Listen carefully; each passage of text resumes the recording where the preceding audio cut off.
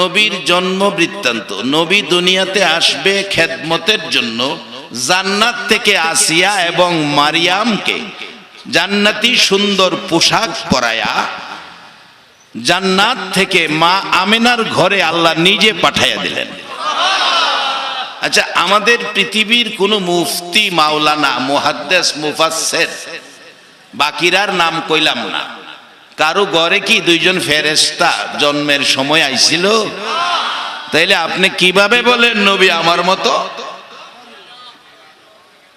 নবীজি মা আয়েশা সিদ্দিকা বলেন, নবীজি পায়খানা মুবারক শেষ করে ঘরে আসলে আমি দেখতে গেলাম আল্লাহর হাবিবের পায়খানা মুবারকের রংটা কেমন।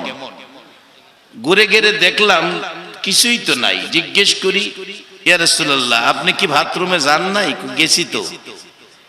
বাথরুম আদায় করেন নাই? হ, করেছি।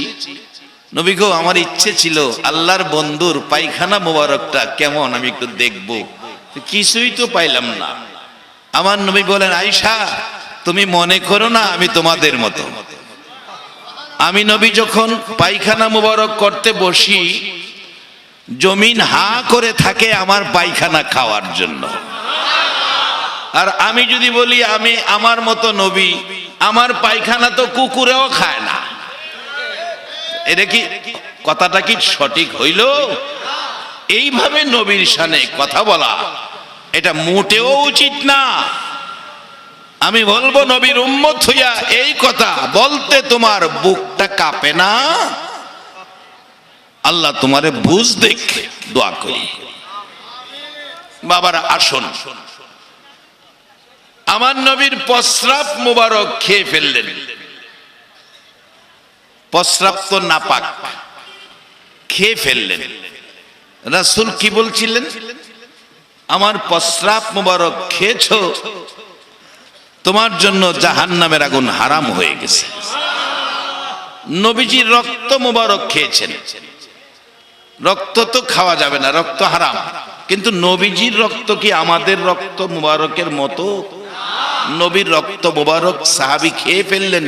রাসূল বলেন, তোমার জন্য জাহান্নামের আগুন হারাম হয়ে গেছে।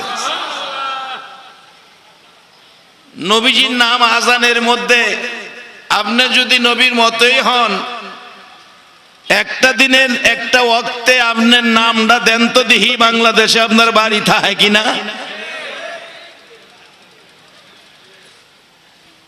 এগুলি কেন? নবী এত কষ্ট করেছে উম্মতের মুখ থেকে এই কথা শোনার জন্য। কেন নবীকে কষ্ট দিচ্ছেন?